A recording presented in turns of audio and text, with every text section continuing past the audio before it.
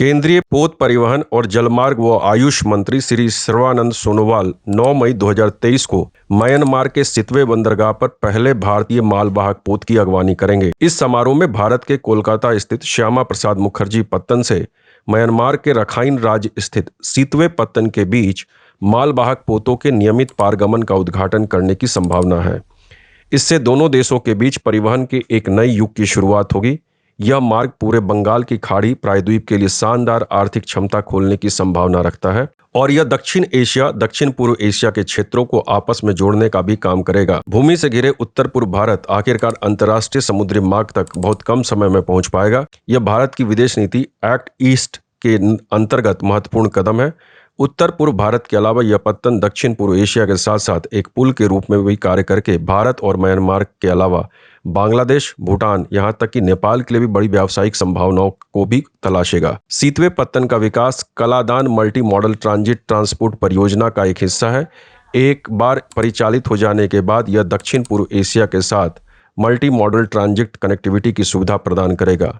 भारत में मिजोरम राज्य के साथ म्यांमार में सितवे पत्तन को जोड़ने वाली कालाधन नदी पर एक मल्टी मॉडल पारगमन परिवहन सुविधा के निर्माण व परिचालन के लिए भारत और म्यांमार के बीच एक प्रारूप समझौते के तहत सितवे पत्तन को विकसित किया गया है। अगर म्यांमार से मिजोरम की बात करें तो यह म्यांमार के सितवे पत्तन एक अंतर्देशीय जलमार्ग के माध्यम से पलेटवा के साथ और इसके बाद सड़क मार्ग के जरिए पलेटवा से मिजोरम के जोरनपुई से जुड़ता है। म्यांमार के सितवे से त्रिपुरा राज्य तक ये कोलकाता से सितवे पत्तन का माल बांग्लादेश के स्थित टेकनाफ बंदरगाह तक भेजा जा सकता है, जो सितवे से केवल 60 किलोमीटर की दूरी पर है। टेकनाफ बंदरगाह से माल को सड़क मार्ग के जरिए त्रिपुरा के सबरूम तक लाया जा सकता है, जिसकी दूरी 300 किलोमीटर है। बांग्लादेश और त्रिपुरा के बीच भी सबरूम का एक एकीकृत सीमा शुल्क बॉर्डर है।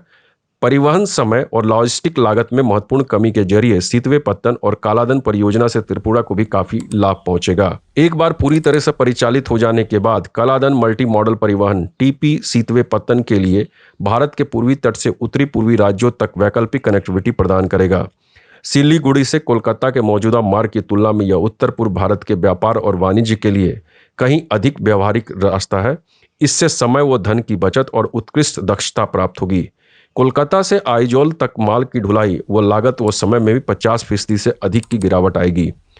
जब कार्गो को कोलकाता के सितवे और इसके बाद पलेटवा और फिर सड़क मार्ग से आइजोल और वो पूरे उत्तर भारत में भेजा जाता है, इसी तरह से कोलकाता से अगरतला भेजे जाने वाले माल को इस मार्ग से भेजने में कम समय लागत लगेगा और इसको आसानी से भेजा जा सकता है।